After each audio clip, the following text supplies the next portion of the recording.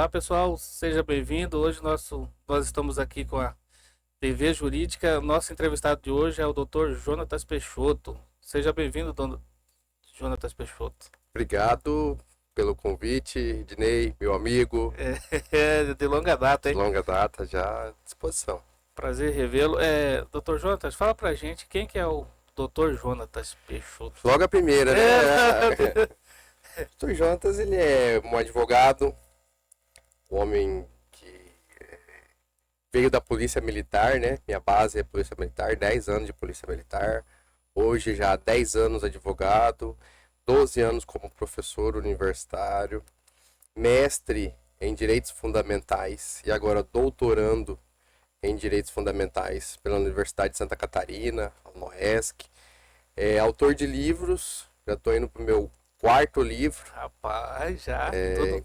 com alguns, agora dia 28 vou lançar já 2 livros, em conjunto com o Gustavo Nassan, então já quarto livro aí, já lançado, algumas participações em alguns livros de coletânea, né, com capítulos, alguns artigos já publicados, artigos publicados internacionalmente, tem um artigo publicado pela Universidade de Buenos Aires, na UBA, pai do Arthur e esposo da Yasmin, cristão Eita, e homem trabalhador, esse é o Jonatas. Falando até em questão do Dr. Jonatas, a gente já conhece faz muito tempo, né? Já foi o nosso professor no curso de Direito e hoje a gente se encontramos aqui junto para Sim, fazer esse bate-papo bem tranquilo. sim. Então fala pra gente, Dr. Jonatas, qual a área que o senhor atua hoje? Hoje eu sou criminalista, exclusivamente para o direito penal, né? Um entusiasta do direito penal, gosto muito do direito penal. E um tribuno de coração, hoje com 113 júris meus, né? Júris em que eu faço defesas, sejam elas tativas, né? Ou contratados diretamente pelos clientes, pela família dos clientes, né?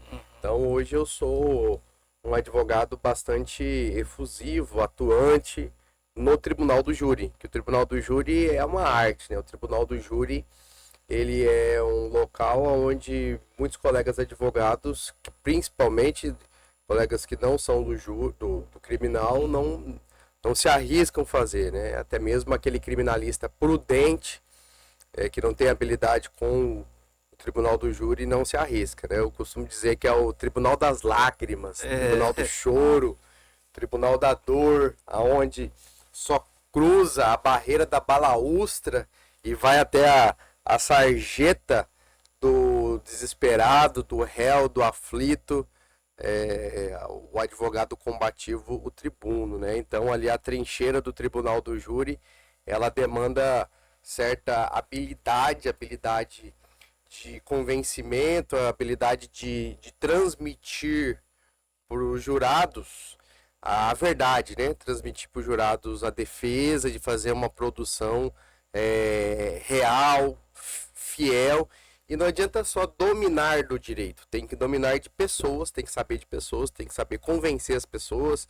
A gente poderia dizer que é uma venda, né? Eu sou um vendedor ali e tentando convencer os jurados da melhor tese aplicada, né? Lá no direito romano a gente teria o vocábulo o vocábulo latino chamado advocatus, né? Que é aquele que está junto da pessoa, aquele que traduz o direito, aquele que fala pela pessoa, que representa a pessoa. Então, eu sou esse, aquele que está ao fio da navalha, Fio na navalha. e fazendo a defesa deles. Deixa eu perguntar pro senhor, e quem que te incentivou a entrar nesse ramo do direito?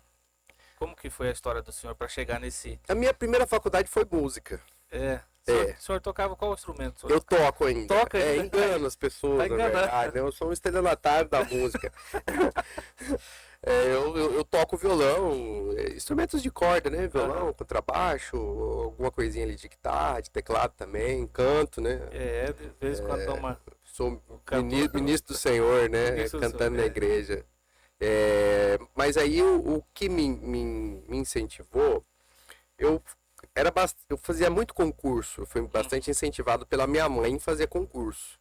Então comecei ali a vida de concurseiro e aí senti a carência de aprofundar um pouco mais no direito. Fazia concurso, mas não era do direito. Tava ali fazendo música, era em outras áreas. Eu peguei e passei no Enem com uma nota muito boa, que não era uma nota tão boa para fazer medicina, mas também nunca tive paixão pela medicina. Nunca foi pressionado. E aí eu passei com uma nota muito boa. E aí eu tive a oportunidade de fazer, então, a prova do Enem. E a prova do Enem me deu a bolsa do ProUni. Então eu fui bolsista no na Unic, né? Na Unic, lá em 2007. Então eu começo a estudar. E quem me deu esse start, então, seria minha mãe, né? Minha mãe hoje, ela é formada, mas na época ela trabalhava em escola, fazendo merenda ali, cuidando das crianças. Mas eu não sou uma pessoa que vem de família rica e não tenho nenhum jurista em casa, né? Não tenho nem ninguém que me acende como jurista. Como professor tem, que é meu pai, né? Meu pai é professor. Hoje ele é funcionário público, mas como jurista mesmo, como advogado, não, eu não tenho nenhuma referência, não. Eu sou minha própria referência. A própria referência. E, na verdade, hoje eu sou referência para minha família. O meu tio, ele passa a ser perito, então, perito papiloscopista. E eu tenho uma tia que mora na Europa, ela mora lá em Coimbra e vai iniciar agora direito. Já estou até mandando alguns artigos para ela, para a gente fazer umas publicações juntos. Então, na verdade, eu tenho sido uma referência sempre para minha família, modéstia à parte. Tendo uma referência. Deixa eu perguntar para o senhor, e qual é a dica que o senhor deixa? Pode me chamar de você, senhora, a forma de respeito. Muito mais velho, pode me chamar então de fala, você. Dr. Jonathan, fala pra gente, então, qual que é a dica que você deixa para aquelas pessoas que estão começando agora no curso de Direito? Qual que é a base que você possa... Olha, a primeira coisa que eu falo é que tem que gostar do direito. Você tem que ter certeza que você escolheu a faculdade correta. Porque assim, o direito ele não pode... quando eu comecei a fazer direito, tinha um curso de administração, né? A administração está bastante arrefecido hoje, né? Mas você tem que ter certeza que você gosta do direito. Não só porque é um leque de oportunidade, o direito dá essa certa autoridade para a pessoa, né? Mas a pessoa tem que, primeiro passo a fazer direito, ela tem que ter certeza que ela gosta do direito. Porque o direito é leitura. É bem didático. E o direito, ele é orgânico e você tem que gostar de defender as pessoas, você tem que ter empatia. É o que eu falo para meus alunos, é ter empatia, é estar aqui do lado do aflito. Não é, você fala isso porque você é criminalista. Não, é em todas as áreas do direito. Você nunca vai ser chamado porque você é o cara mais legal, né? Ou você não vai para celebrar um bom momento das pessoas. Você vai ser chamado no momento de desgraça, principalmente eu, criminalista, né? Eu mexo com tráfico de drogas, homicídio, lavagem de capitais, crimes do colarinho branco, corrupção. Então é quando o cara tá aflito que ele me chama. Ele me chama às 6 horas da manhã com a Polícia Federal arrombando a porta da casa dele e eu sou lá né? Eu tô lá vendo laudos cadavéricos, laudos de necropsia. Então, quando o indivíduo tá aflito, eu estou lá, né? E tem uma certa carga negativa, né? São uns processos pesados, então a pessoa tem que entender isso. Diferentemente, eu brinco com a arquitetura, né? Eu brinco lá com a cosmetologia, com todo respeito, né? Mas é mais gostoso quando você entrega uma casa para uma pessoa, você está celebrando, né? Você entrega um bom prato de sofisticado para uma pessoa. Vejam que são momentos diferentes à minha atuação, né? A pessoa vai lá no meu escritório, ela tá aflita. Então, assim, a pessoa tem que entender isso, que eu quero ser delegado. Você tem que ser um cara efusivo, você promotor, juiz. Nós estamos trabalhando ali com bens jurídicos da pessoa. Então a pessoa, quando está fragilizada, é que está ali com você. Então é um sacerdócio. É um sacerdócio. Se a pessoa não tem, se ela não consegue visualizar isso, eu já falo logo, olha, vai fazer nutrição, vai fazer arquitetura, né? Vai ver cores de parede, né? Tipos de contrastes, tratamento de parede, né? Então é isso aí, o direito é diferente. Falando em questão sobre mês de agosto, nós estamos no mês agosto lilás. O mês de agosto, mês Fala pra de combate. gente, na sua visão, o que você observa sobre isso, sobre o agosto lilás, violência contra a mulher? Olha, existem as instituições de controle, Uhum, que é aquilo que Eugênio Raul Zaffaroni diria, que são as instituições oficiais e as não oficiais, né? Oficiais, Ministério Público, polícia, cárcere, o direito em si, né? Que tem aí suas ferramentas, que foi aquilo que a gente inclusive falava em off uhum, aqui, as medidas protetivas de urgência, hoje o botão de pânico, a própria Lei Maria da Penha, o recrudescimento da norma aí do feminicídio, que passa agora a ser o crime mais grave, né, com uma pena maior que nós temos no ordenamento jurídico brasileiro, com pena de 40 anos, de 20 a 40 anos, a pena mínima já inicia ali no fechado, né, com cumprimento de quase 50%, 10 anos, então. Então, o judiciário, o legislativo e o executivo têm prestado-se ao combate da violência doméstica. Quando a gente diz que o agosto é o mês que é destinado para a gente lembrar do combate, é porque nós estamos falando das outras instituições de controle. sim. A igreja, A igreja é. as escolas, a família, né? Os podcasts, as rádios, porque você começa a posicionar uma sociedade para o combate à violência doméstica. Não pode ser só o Estado combatendo a violência doméstica, tem que ser um todo. Tem que ser tudo, todos. E eu só consigo mudar um tema com a mudança de uma geração. Então, a meu ver, é tudo geracional, porque nós, eu, você, Ednei, o nosso colega aqui da assessoria, fomos formados e ainda somos de uma sociedade machista, né? Sim. E o machismo, quando eu digo, é que é o homem no centro, né? O ser, o indivíduo, o macho, né? No centro. Ok, se a gente escolhe ser uma sociedade dessa, eu não vejo problema. O problema é quando você tem um abuso dessa autoridade, um abuso desse poder patriarcal Uhum. em relação às mulheres. E aí é a violência. Né? Eu e você Aí somos já criados. surge já a violência. Surge a violência. Eu e você somos criados. Como o papai chegava, a mãe já levava ali o chinelinho, É, a toalha, né? Tinha a poltrona do papai. A mãe era a dona do lar, a sua avó, a minha avó, são mulheres que foram criadas a partir dessa base, Ednei. Eu e você somos criados, essa nossa sociedade hoje que está atuante, ela foi criada com uma base patriarcal, certo? sim. O problema não é o patriarcado, o problema são as devassas, os abusos, as ilegalidades, os crimes que surgem a partir daí, onde o homem entende a mulher como seu objeto, Sim. certo? Então a gente agora passa a mudar o entendimento de uma sociedade, passa a mudar o entendimento de uma comunidade, onde a mulher hoje em dia ela desponta no mercado de trabalho. Hoje, Elisângela, né, a Elisângela. digníssima, ela não está em casa como doméstica. Hoje as mulheres já se empoderaram Sim. sobre isso. Né? Então, esse processo, ele é um processo de evolução que eu espero que daqui 50, 100 anos a gente deixe de falar de violência doméstica.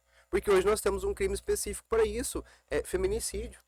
De acordo com o censo de 2019, hoje diminuiu um pouco, mas de acordo com o último censo de 2019 do mapa da violência no Brasil, a violência doméstica cerca de 15 mulheres morrem no Brasil por dia. Hoje nós somos 200 milhões de habitantes, em que 15 mulheres hoje, não é uma regra, né, que deve morrer, né, mas nós temos uma estatística daquilo que a gente consegue comprovar, daquilo que a gente consegue colocar no papel e dizer, não, isso foi feminicídio, 15 mulheres morrendo vítimas de feminicídio no Brasil. Ou seja, nós chegamos a quase 100 feminicídios por ano no estado de Mato Grosso. Hoje, 65 mulheres vão sofrer algum tipo de violência obstétrica no Brasil. O pique lá, né, para aumentar, para dar o ponto, para aumentar a cavidade vagínica, para auxiliar o médico, né? o empurrão, o empuxo, ir lá e pegar e puxar a cabeça da criança, toda essa invasão que vai mudando conforme vai mudando a geração. Então, a meu ver, as instituições de controle oficial têm feito seu papel. É claro que ainda nós estamos muito aquém, né, do combate à violência doméstica, mas também as outras esferas da sociedade que tem a sua parcela de responsabilidade, que é o que você faz muito bem, né? Você e sua esposa, sempre na Câmara dos Deputados, na Câmara dos Vereadores, proporcionando audiências públicas. Isso, a gente sempre participamos desse tema. Mando né? para você os meus textos de combate à violência doméstica, você publica, você divulga. Então, você tem a sua missão, né? Isso. E essa é uma das funções, porque a questão é geracional. Eu e você e o nosso colega ali da assistência, o River, palmeirense, porco igual eu, né? Alviverde, palestrino, né? Líder, vice-líder por enquanto, mas daqui a um dia líder. Nós fomos criados na base da chibata, certo? Apanhava de cinto, de vara, espada de São Jorge, era bem corrente. A criação era bem do jeito que o que tava na mão da mãe é o que ia. Se tivesse um tamanco, um chinelo, era um chinelo voador, né? Pá. Hoje, nós temos a lei da palmada, onde as crianças não podem apanhar e, na verdade, nem devem apanhar. E aí a gente muda o entendimento, aonde você educa, a psicologia já nos ensina e está comprovado que a educação não é feita à base da violência. Mas lá atrás, veja o que estou tentando explicar para você. Lá atrás isso era normal. Era do cotidiano. Empiricamente foi comprovado que nós não saímos, não viramos fora da lei, né? Estamos aqui. Mas não é o caminho correto. Entende? O caminho correto é o caminho do diálogo, o caminho da educação, do fortalecimento do que não é violência. Então, hoje a gente sabe que eu não posso, você não bate nos seus filhos. Não, hoje não, hoje eu não posso. O colega meu, advogado, me chamou, cara, eu tô preso, vem aqui na delegacia. Eu falei, o que foi? Mexendo com coisa de errado, né? Falei, rapaz, não, minha filha. Veja o que eu vou falar aqui agora. Para homens da nossa idade, mas que absurdo, né? Eu fui criado assim. Tem uma criação. A minha filha de 9 anos chegou em mim e falou que a coordenação da escola tinha reclamado dela. Ele pegou e corrigiu ela com algumas cintadas. Igual nós, né? Isso aí de primeira igual, normal já. Igual zebra a gente ia pra escola, né? Com o símbolo da Havaiana na perna. Era natural, era natural. Ela foi até a delegacia. Denunciou o pai. Lesão corporal e âmbito de violência doméstica. Lei Maria da Penha. Foi atuado em... E Estatuto da Criança e do Adolescente. Foi preso. Então, assim, hoje a gente começa a ver um cenário diferente. Pra mim, pra você, era normal. Era normal. De apanhar de goiaba, como é que é? Vara de goiaba. Mas hoje, assim, a gente observa que hoje já tá muito diferente. Já. Sim. Até em questão falando sobre a violência contra a mulher, do Agosto Lilás, em qual a sua opinião, o que você observa em questão da política pública? Tentar tendo eficaz? Olha, nós somos muito tardios quando a gente fala de violência doméstica. Essa é a verdade. A gente sai de um tratado internacional dos direitos humanos em 1960. Isso só depois de 10 anos que a gente começa então a falar de violência doméstica, de crimes contra a mulher, que é em 1970. Né? Olha, já bem ultrapassado. Aí, só em 2006, com a luta ali de Maria da Penha, né? Essa mulher que foi violentada fisicamente pelo marido, ficou tetraplégica, né? Só em 2006 que a gente tem a Lei Maria da Penha. E só em 2015 que nós temos, então, o surgimento do feminicídio e agora em 2024 a alteração. Então, assim, em relação à legislação, eu acho a gente um tanto quanto tardio. Graças a Deus que estamos falando sobre o tema, né? Mas muita mulher teve que morrer. Hoje você vê, Ednei, Uhum. mulheres morrendo vítimas de violência doméstica. Você não tem homem morrendo vítima de violência doméstica.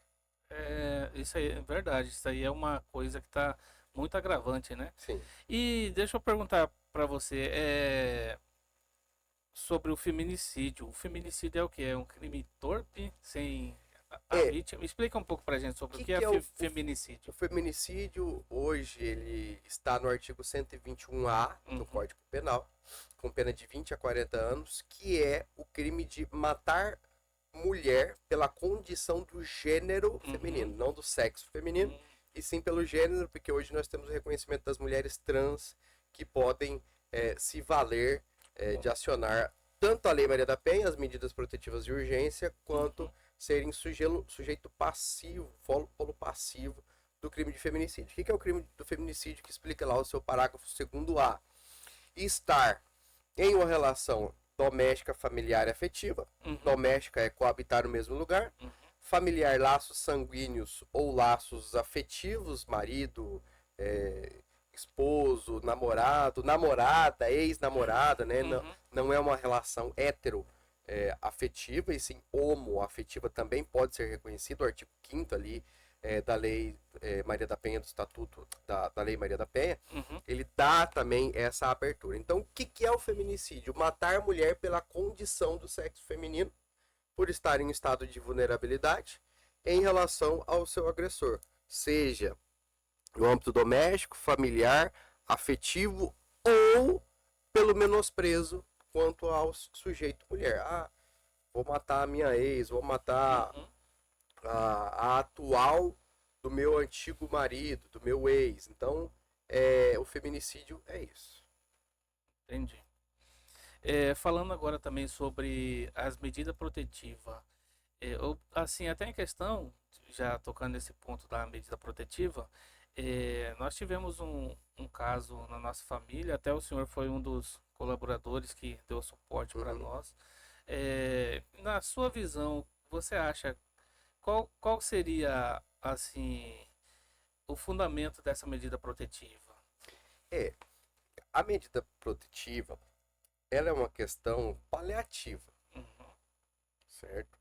A medida protetiva, ela vem para auxiliar e para dar um start ali, né? Ela serve como uma questão psicológica para o indivíduo, porque ela não é uma barreira física. uhum, Tanto é que, infelizmente, nós perdemos a Dineia, uhum, é, porque o indivíduo não entendeu da barreira da medida protetiva. Né? No isso, cenário do crime, a gente encontrou, né, isso. a medida Uhum, protetiva lá, e nós podemos dizer que as medidas protetivas de urgência não foram suficientes para evitar esse crime, certo?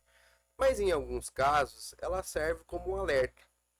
E aí aquilo que a gente pode até evoluir, talvez, nas próximas perguntas, que é o feminicídio, ele não ocorre de véspera. uhum. O Ele tem. feminicídio, ele não é um crime flagrante. O feminicídio não é um crime de vulto. O feminicídio é um crime avisado. Ele é aprazado. Não é um crime tipo premeditado, não? Ele é um crime premeditado. Porque ocorre vários sinais, né? Ocorre vários sinais, um empurrão, um tapa, um xingamento.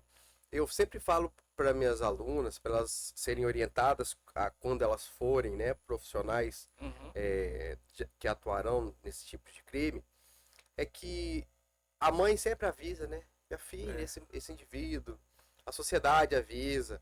Mas aí, como Freud diria, né? Essa pessoa está tão envolta nessa redoma de violência que é esse indivíduo narcisista. Lá os textos de Freud vão dizer impulsão de morte, impulsão de vida, né? Ela tá tão envolta nesse masoquismo, né, desse indivíduo, nesse narcisismo com masoquismo, não sadomasoquismo, entenda, uhum, né? É uhum. o masoquismo com o narcisismo, que ela tá tão envolta nessa violência que ela não consegue perceber. Aí ela começa a montar justificativas, né? Ah, não, ele tá nervoso porque ele perdeu o emprego. Ele tá Ah, com problema com álcool. mas muitas das vezes também as mulheres também coloca na cabeça aquela questão que ele vai mudar, Ele né? vai mudar. Ah, não, bateu uma vez, não vai É. fazer mais. Não. E isso vai agravando, né? E isso vai agravando, esses são os sinais. Percebeu o primeiro sinal, já denuncia. Eu atendo lá cerca de 40, 60 homens Uhum. no projeto Ser Mais, que é um consórcio entre o Tribunal de Justiça e o Univag, lá no núcleo de prática jurídica, onde eu falo com homens que são agressores, são réus de violência doméstica. E eles vão para lá para eu ensinar a eles sobre o que é violência doméstica, porque a gente não. Os homens, né, agressores de violência doméstica, não se dão conta que são agressores. Isso é que a gente fala da teoria do etiquetamento. Por exemplo, a teoria do etiquetamento, eu olho para uma pessoa, é o negro, camisa de time, short tectel, chinelinho da Kenway, né, os dois cortezinhos, eu rotulo aquele como criminoso. Isso. Mas o papai que bate na mamãe em casa, ele não se vê como criminoso. Aí ele olha para esse indivíduo e fala assim: olha, o traficante é o criminoso. Mas o traficante olha para o político e fala: aquele é o criminoso. O político olha para o traficante e fala: aquele é o criminoso. Mas esses ninguém se vê como criminoso. Então, eu tenho conversa com eles. Por exemplo, o indivíduo que rasgou o banco da moto da namorada porque ele falou que melhor o banco do que ela. Ele entendeu que aquilo não era violência. Que era melhor ele descarregar a raiva dele no banco da moto do que com ela. Mulher. É. Um ex-namorado que parou na frente da casa da namorada e levou o portão embora porque foi ele que comprou. Olha só que situação. O indivíduo que ligou 2.000 vezes para a mulher. Não atendeu, ele ficou com. Quebrou o celular da mulher. 2.000 vezes ele ligou. 2.000 O vezes? indivíduo que colocou uma aliança na palma de um manequim com a roupa dele e ele pichou na casa dela, na parede, assim, ele escreveu "casa comigo" e colocou uns coraçõezinhos assim. Então, na cabeça desses indivíduos, na cabeça desses caras, é normal, é natural. Acha que isso é tudo normal. Então, o que a gente precisa entender que é uma questão de percepção. Os indivíduos têm que ser treinados. Temos indivíduos que são incorrigíveis? Temos. Temos aí os sádicos, né? Nós temos os perversos, nós temos os psicopatas. Tem todas as qualificações, né? Que são indivíduos que sabem o que estão fazendo. Não estou falando do esquizofrênico, né? Do transtorno bipolar, do esquizofrênico, aquele cara que escuta uma voz, ele escuta de fato uma voz na cabeça Sabe dele. o que tá fazendo, né? Tá ciente O esquizofrênico, ele tem esse problema, ok. Ele escuta uma voz na cabeça dele. Putz, tem uma vozinha aqui que tá falando, vai lá, mata ela. Vai lá, ela tá te deixando como um desonrado, ok. Esse cara tem um transtorno, ele tem um problema, ok. Mas eu vou ter indivíduos, o perverso e o psicopata, que sabem o que estão fazendo. Eles dominam as três entidades, né, as três instituições que Freud fala, o id, o ego, o superego. Os três estão presentes ali, certo? A questão é que ele sabe da maldade e ele quer a maldade. O psicopata, ele chora. Então quer dizer que ele já vai determinar. Ele já vai determinar. Já vai fazer a não é um rompante. Não é um furor, não é uma ira, certo? Ele sabe do que ele está fazendo. O psicopata, ele chora, ele diz que ama, ele manda flores, mas ele não tem sentimento nenhum. Ele está fazendo aquilo ali, mas é só uma fachada. É só no momento oportuno dele fazer o trabalho, né? Então, assim, temos um problema. Quando a gente fala de violência doméstica, tem muita questão psicológica, tem muita questão psiquiátrica, da psicanálise envolvida. Por quê? Quando eu falo isso para meus alunos, quando você tem um assalto, qual que é a relação do assaltante com a vítima? Nenhum. Inclusive pode ser que você tenha o seu celular assaltado, o cara foi preso lá e foi conduzido para a delegacia e o seu cérebro, por conta do pânico que você teve, que você não ia superar, ele deletou aquilo do seu cérebro, da sua informação, da sua cabeça, certo? E você vai lá, cara que te roubou pode cruzar com você daqui 2 semanas, Que não conseguem reconhecer. entende? Aham. Então, é uma relação onde quantas e quantas vezes nós não temos as vítimas do roubo, do furto nas audiências de instrução e julgamento. Mas as vítimas de violência doméstica, o cara dorme com a esposa. O cara tá do lado, né? Tá Cara, tá do dormindo, lado. dormindo com o inimigo. Eu tive uma cliente aqui em Cuiabá, onde ela foi pra Rondônia com o namorado que tava fazendo medicina. E a violência, Dinei, não é uma exclusividade de nenhum seu ninguém, de um extrato da sociedade, de uma determinada classe da sociedade. É todo. A todo, violência, ela está no culto, no simples, no estudado, no homem médio, no homem pobre, no rico, Tá em todo lugar. vice-governadores, né? Presidentes da OAB, Não tem classe. delegados, promotores. Infelizmente, né, nossa querida Dinéia lá, estudante de direito, aquela juíza em São Paulo que morreu a facadas na frente das 2 filhas, quando as 2 filhas pediam pro pai parar de dar facadas. Entende? Então, a violência contra a mulher é isso. É uma questão de sentimento, é uma questão de relação. Eu fiz uns créditos na Federal, na História, no meu período do meu mestrado, onde eu tive uma colega de sala, mestranda, doutoranda, ou doutora hoje, que era vítima de violência doméstica. Onde os traços que ela relatava, ela não se percebia como vítima. O marido dela nunca tinha deixado ela ir numa academia. Rapaz. Ele ficava com um cartão de crédito do recebimento do salário dela. Só pra não sair, pra não. Ela não podia não podia ir ao cinema.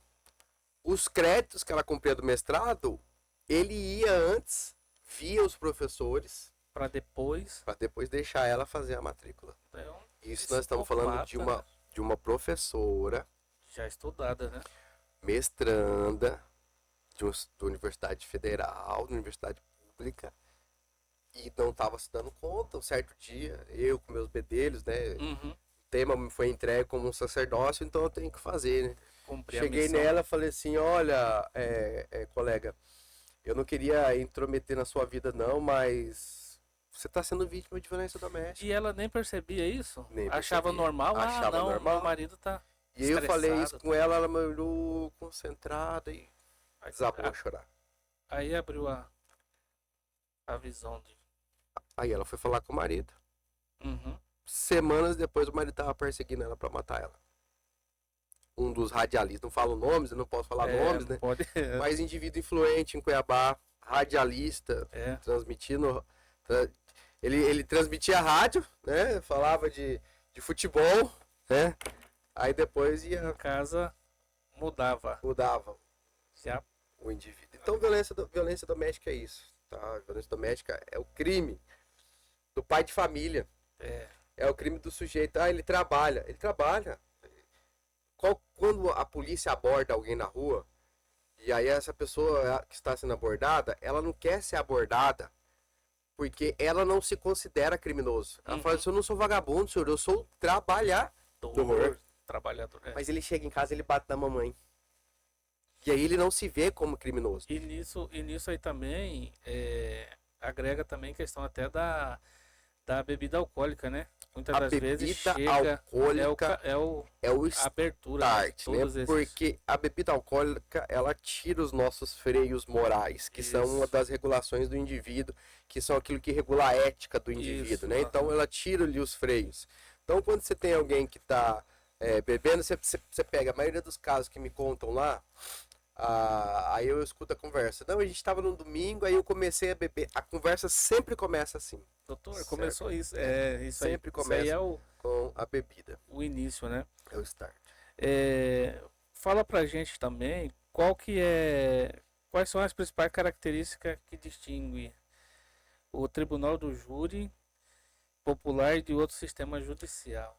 Vamos já entrar nessa parte já do Tribunal do Júri. Tribunal do Povo, Tribunal das Lágrimas, né? Ele tem uma carga valorativa muito sensorial e de percepção. Uhum. E percepção daquilo que o indivíduo tem em sociedade. Então, a gente julga a partir daquilo que a gente sabe de sociedade. Então, eu não posso colocar um indivíduo da Arábia Saudita para vir aqui julgar crimes, Uhum. certo? Certo. O bonecão, né, o robozão, O robôzão. Cristiano Ronaldo, né, É. tá lá condenado a 100 chibatadas. Então, a percepção de sociedade de um indivíduo do Oriente Médio é diferente de um indivíduo daqui do Brasil. Percepção de sociedade de um indivíduo do Rio de Janeiro, de São Paulo, é diferente Tá. do cuiabano, do norte poconeano, virgem grandense, É. de mimoso, né? Nós somos comedor de pacu. A gente chupa a cabeça de pacu, Chupa a cabeça. né? A gente é roedor de bocaiúva, É. piqui, comedor de matrinchã. Então, são essas pessoas que entendem dessa sociedade que passam a julgar um igual. Não que ele seja um par, mas ele é um igual. Então, o tribunal do júri é para ter essa percepção. Vocês, jurados, nessa situação, reagiriam como? Porque eu falo até para meus alunos, legítima defesa. O que é legítima defesa? Aí um mais inteligente levanta, professor, legítima defesa, excludente de licitude, artigo 23, artigo 25, quando para repelir injusta agressão pelos meios moderados, alguém pode agir para a defesa do seu bem jurídico. Ok. Aí eu pergunto para falo, e tirou nas costas, é legítima defesa? Rapidamente, de forma uníssona, eles me respondem, não, legítima defesa, nas costas não pode. Aí eu transporto eles para um cenário.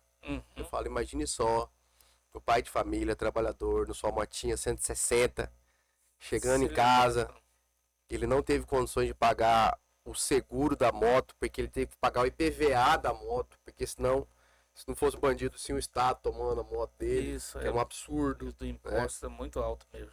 E o cara não paga o seu licenciamento, tem o seu veículo apreendido. Se você tá andando de jet lá com o seu barco, seu lá no manso, você não paga nenhum imposto. Mas o trabalhador, o pai de família, eu coloco o cara nesse cenário. Deixa ele já você tá entendendo? Sim. O pai de família, com sorte do seu trabalho, o único meio de condução que ele tem, ele é abordado por um assaltante na porta de casa e o assaltante tá indo embora com a moto dele. E a arma cai no chão. Coloca a arma na mão do jurado. Aí o jurado, tem jurado que treme, né? Mas é uma coisa bem... Absolvido ou condenado? Absolvido. Porque é a condução deste cenário para... Olha, se coloca no lugar do trabalhador. Né? E se fosse você lá? Tem essa... Então, essa abstração romantizada do tribunal do júri é uma questão de percepção sensorial de sociedade. Chega no tribunal do júri um monstro, um animal amarrado, pés e braços, roupa branca, tudo, cabelo cortado, do lado senta dois indivíduos fortemente armados, né? Quem que é esse cara? Eu, cidadão, eu vou absolver? Agora chega o pai de família, acompanhado com a família, filhinho de 5, filhinho de 7 aqui. Quem que é esse indivíduo? Pai de família. Trabalhador. Filhinho de 5 anos tá lá. Corre, senta no colo dele. Uma cena bem... Começa a chorar. Então, essa percepção o jurado tem. E só o tribunal do júri consegue oportunizar isso. Veja o júri da Dineia. Quantos familiares, alunos, colegas, imprensa. Então, é diferente de um julgamento por um juiz togado, um juiz pleno, para fazer essa análise. Ele pode ter a percepção dele, né? Um juiz ele tem que julgar cegamente, tem. Tanto é que a venda que cobre os olhos de Temis é para dar essa imparcialidade, mas é impossível o julgador, o jurado, fazer uma análise, uma apreciação de coração. Coração aberto, né? De chegar e. Ele tem as suas convicções. Então, assim, o tribunal do júri é isso. Né? É a questão de percepção, a questão de manejo da coisa. É isso. E como que é composto o corpo dos jurados? São E como que são os critérios? 7 indivíduos Aleatório? probos, ele tem que ter uma certa idoneidade moral na sociedade, que é alistado, tem uma lista com cerca de 100 indivíduos que são selecionados. Dentro de uma lista, você inicia a seleção com no mínimo 15 jurados, 15 pessoas. Mas ali, como que é feita essa seleção? A seleção inicia-se a audiência, a sessão do júri, e aí é oportunizado para defesa e acusação fazerem a seleção daqueles que serão jurados. Eu, como defesa, posso desprezar, posso rejeitar 3. Posso agradecer, né? Agradeço a presença do Dinei aqui, mas hoje não. Entendi. Injustificadamente. Tanto tanto o Ministério Público quanto defesa, até o número de 3. Cuidando para não dar o estorno da urna. O que é o estorno da urna? Tem que ter no mínimo 7 indivíduos. Então, se eu tenho lá, começou 13 jurados, né? E eu 6 e 6 já não vai dar o 7 ali. Eu sou meio ruim de matemática, mas não pode extrapolar ali o número de do mínimo 7 indivíduos que está no tribunal do júri, ok? Então eles são selecionados, vem lá 25, 50, 30, 40. Aí desse número é extraído ali o 7. Em questão, quais são os tipos de casos que geralmente são julgados pelo Tribunal do Júri Popular? É uma questão legal, né? O Código de Processo Penal, o artigo 74, 75, 76, delimitam ali a atuação pela competência do Tribunal do Júri. Então, competência do Tribunal do Júri, crimes dolosos contra a vida, que é inclusive essa questão de enviesada, né? Homicídio de trânsito, todo homicídio de trânsito a gente queria levar para o Tribunal do Júri, mas homicídio de trânsito, artigo 302 do Código de Trânsito Brasileiro, a gente tenta descer goela abaixo, né, meio enviesado, para colocar no Tribunal do Júri, mas ele não é uma competência do Tribunal do Júri. Tribunal do Júri, competência: homicídio, feminicídio, induzimento, auxílio e instigação ao suicídio, aborto e infanticídio. São esses crimes que vão para o Tribunal do Júri. Artigo 121 até o artigo 127, que termina ali no aborto qualificado, são os crimes que vão para o Tribunal do Júri. Estupro com resultado morte, latrocínio, tortura com resultado morte, incêndio com resultado morte, todos os outros crimes pré-dolosos, aqueles crimes de resultado que não tem o início como o crime contra a vida, não são de competência do Tribunal do Júri. Lesão corporal seguida de morte. Tem vários. Deixa eu perguntar para você.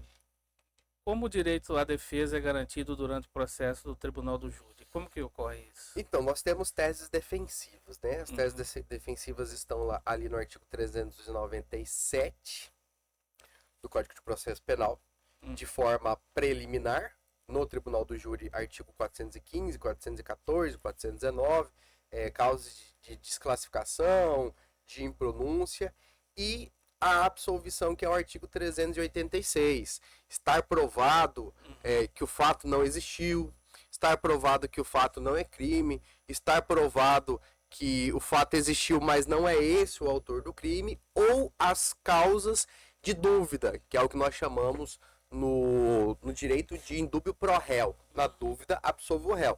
Falta de materialidade e de autoria, prova da existência do crime, de suficiente de autoria, o binômio processual, ele fica carente de um corpo probatório substancial forte para sustentar uma condenação. Então, o artigo 386, inciso 2 e inciso 7, por exemplo, vão dar ali a oportunidade da absolvição por falta de materialidade. Então, faltou materialidade, pode se absolver? pode se absorver pelo indúbio pro réu.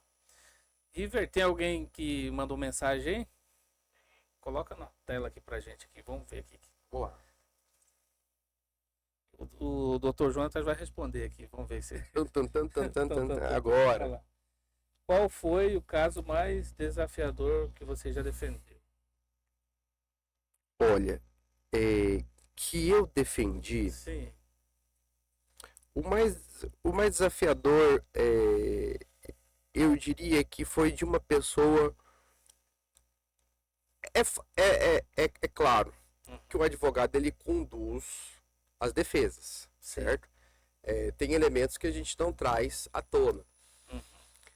Mas tinha um caso em que de fato havia muita injustiça, onde de fato eu sabia que tudo o que o meu cliente estava me dizendo era verdade, que ele era de fato um pleno inocente, né?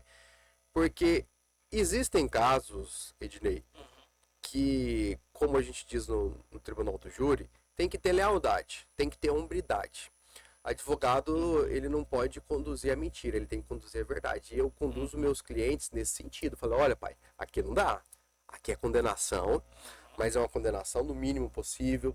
É uma desclassificação do qualificado para o simples, é uma desclassificação do simples para o privilegiado, é uma desclassificação do homicídio para a lesão corporal seguida de morte, é uma desclassificação do qualificado lá para o homicídio de trânsito. Então, condenado ele vai sair dali.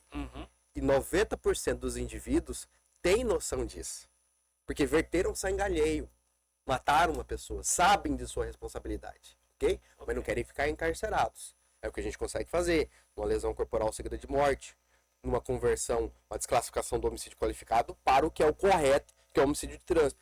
Bebeu, dirigiu, matou? Homicídio de trânsito. Não é homicídio qualificado. Consegue então mudar a qualificadora? Isso. Então, nesses casos, eu vou mais tranquilo. Agora, teve um que eu fiz a defesa de um indivíduo em legítima defesa, que era um trabalhador, e que toda a condução do crime, condução do processo, vinham para uma condenação. E aquilo eu internalizei. Mexeu comigo, eu incorporei, certo? Então eu fui bastante aflito para fazer esse júri, graças ao bom Deus e à nossa técnica que eu consegui, o nosso time conseguiu fazer uma conversão para uma absolvição, tá? Mas esse foi um júri delicado. Agora, dois outros que eu trabalhei como assistente da acusação, foi o caso da Dineia, né? Que o caso da Dineia, uma semana antes ela tinha nos pedido para ajudar numa medida protetiva. A gente consegue a medida protetiva, então ligamos pro Dr. Eduardo Calmon, ele defende. Foi 2 semanas. Duas semanas antes. 2 semanas antes. Eu lembro que ela me procurara numa sexta-feira à noite no corredor da faculdade, professor. Nesse dia ainda encontrei ela, fiquei conversando com toda ela, constrangida, me dizendo, professor. Então, assim, foi um júri que mexeu muito comigo. E o terceiro, né, que eu também atuei, foi um júri que eu fiz lá em Poconé, de uma menininha de 2 anos e 5 meses. Acho que eu acompanhei esse a pequena caso, Maria Vitória. Você me acompanhou, né? Eu mandei bastante coisa pra você. Esse daí também foi bem chocante, hein? Em que ela foi violentada sexualmente. Ela sofreu coito anal, certo? E ela perdeu a contração do esfíncter e ela defecava pela casa. E aí o tio dela, né, o pseudo tio, né, batia nela. E aí o último dia, o derradeiro dia, ele jogou ela na parede. Ela quebrou o crânio dela, que o crânio dela crepitava, ela convulsionou e morreu. Então, assim, pra gente que é pai, né, Dinei? É muito forte. Eu já vi, eu acho que cerca de 400 laudos cadavéricos, né? Então, um dos que me chocou muito, eu diria, o que mais me chocou da Dineia, eu quase não tive condições de ver. Mas esse da Maria Vitória foi o júri que mais me chocou, eu diria. Porque era por ser uma criança. Tem mais alguma mensagem aí? Apareceu. Como as novas tecnologias, câmeras celulares, inteligência artificial estão mudando os processos criminais? São bons estagiários as IAs. Né? Eu sou adepto essa nova mudança. a nova mudança. Eu tive bastante resistência, né, no começo, ficava ali meio receoso, mas depois que você aprende, você domina, eles são bons instrumentos. É óbvio que nada vai substituir a saliva e o giz, né, o professor ali em sala de aula, mas o professor e o advogado que não estão incorporados nas novas tecnologias, ele vai ficar para trás, né? Era como o taxista com o Uber, né? São os streamings com as locadoras. Então, assim, o advogado antigo, sem a questão da IA, sem o domínio da IA, vai ficar para trás. Tem que atualizar, né? O domínio da IA é muito bom. Tem que tomar cuidado com o domínio ali, né? Porque ela pode inventar. Pode criar. Então eu digo que é um bom estagiário. Ela é um bom estagiário. Mas é bom estar sempre acompanhando, né? Não sempre deixar acompanhando. 100%. Tem que estudar. Tem que estudar. Vamos para mais uma pergunta. A criminalidade aumentou ou mudou de forma nos últimos anos? Ela ainda continua da mesma forma. O crime nunca vai acabar, né? Vamos ser bem sinceros. Como Dostoiévski falaria, né? Nils Christ. O crime, ele é orgânico, ele é morfológico, ele é adaptativo, né? Ele se adapta às determinadas sociedades. Eu dou aula hoje lá no ESFAP, Escola Superior de Formação de Policiais e Aperfeiçoamento de Policiais da Polícia Militar do Estado do Mato Grosso. Estou formando agora a minha 6ª turma, o segundo pelotão do 33º curso de formação de policiais, soldados, alunos soldados. E eu digo para ele, olha, se vocês estão emocionados de sair trocando tiro, né, igual era da minha época, né, de policial ali, a gente saía emocionado para trocar tiro.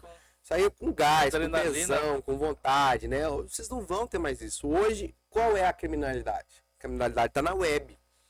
Eu lá em 2017, 2018, eu era questionado, professor, e aí o que são os crimes cibernéticos?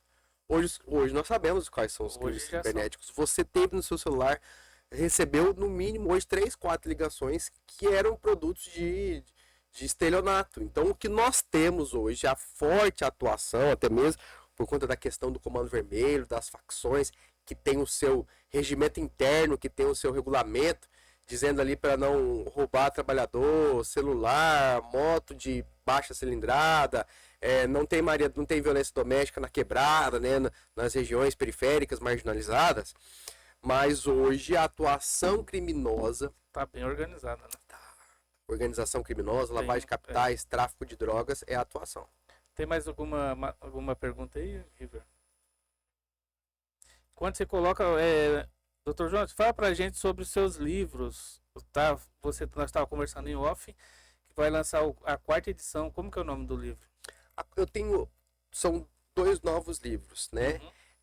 O Poder e a Justiça, que é um livro que eu escrevo junto com o Nassan, Gustavo Nassan, que ele é da área dos direitos fundamentais sociais, que é mais abrangente, é coletivo, e eu sou fundamentais individuais, certo? Que falam do indivíduo propriamente. Então a gente fala ali uma questão de criminologia, né? O crime e a sociedade, o crime e o poder. E aí, no nosso outro livro, a gente fala também da atuação do Estado, a política e o crime. Então são 2 novos livros que nós vamos lançar agora no Congresso Jurídico que a FAIP faz. O Gustavo, ele é coordenador da FAIP, né? E lá nós vamos lançar os nossos 2 livros em conjuntos. E aí o meu último filhinho, que é o livro do feminicídio, né? Que a gente tem essa atuação no feminicídio. Eu falo sobre o feminicídio no meu segundo livro, e o primeiro livro foi um lançamento da minha tese que eu discuto lá na UBA, né? Parte da minha tese que eu discuto lá na UBA, que é a aplicação das decisões consequencialistas no judiciário. Então são livros que são voltados ao direito penal, um tanto quanto com a discussão com a criminologia e com as violências.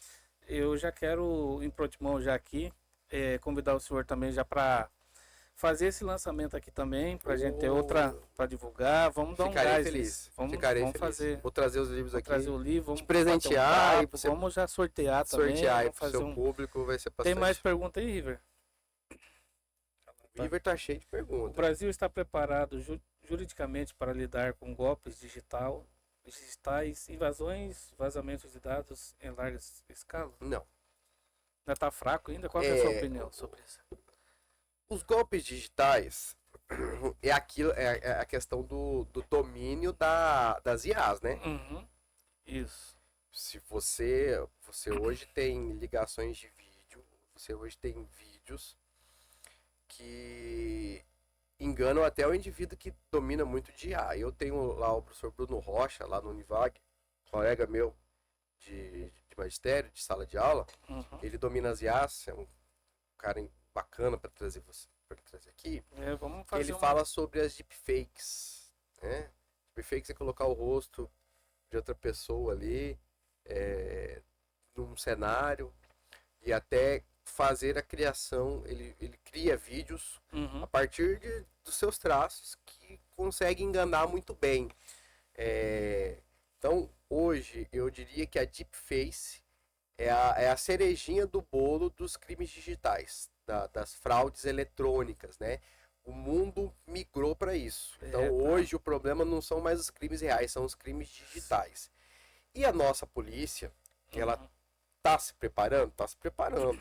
Mas ainda sempre um passo atrás da criminalidade, né? A criminalidade, ela domina muito mais hoje do que a polícia deveria. Hoje nós temos alguns colegas delegados que a gente pode te indicar para trazer aqui para falar sobre esse tema, que vão falar com mais autoridade que eu, né? Que estão na ponta da lança, sou advogado. Mas a polícia, os órgãos de controle devem estar atualizados quanto às IAs, porque as IAs, elas podem ser tanto utilizadas para coisa boa e tanto quanto para o crime, né? É uma vertente, né? É uma vertente. Tem mais pergunta aí, River? Vamos para a última pergunta. Acabou? Acabou. E daqui a pouco também eu tenho que estar na Professor, já faculdade. chegamos aqui nas considerações finais. Qual o tema que nós não abordamos? Se for, fica à vontade, tá? Pode. Olha, eu diria que a gente pode vir em uma outra oportunidade, né? E aí a gente começa a falar sobre a criminalidade organizada, as facções criminosas. O pacote de crime que você tinha falado nisso daí também. Os crimes de colarinho branco, lavagem de capitais, a corrupção, né? Os crimes funcionais, que estão bastante em voga agora, os crimes empresariais, né? Que a gente pode trazer outros colegas que dominam da área também. E a gente pode abrir as oportunidades. Hoje é agosto lilás, né? O gravata veio até... verde de lilás. Então, assim, o tema, eu confesso que ele não é o tema que eu ganho dinheiro com ele. Tá? Eu ganho dinheiro com violência doméstica. O meu livro não é uma coisa que é para eu ganhar dinheiro, mas assim, eu vejo que Deus, eu sou cristão, então eu tenho que falar de Deus, né? Eu não posso fugir do tema. Então assim, eu creio que Deus, ele me colocou esse tema como um sacerdócio, como uma defesa. É por isso que eu sou lembrado pelas pessoas, né?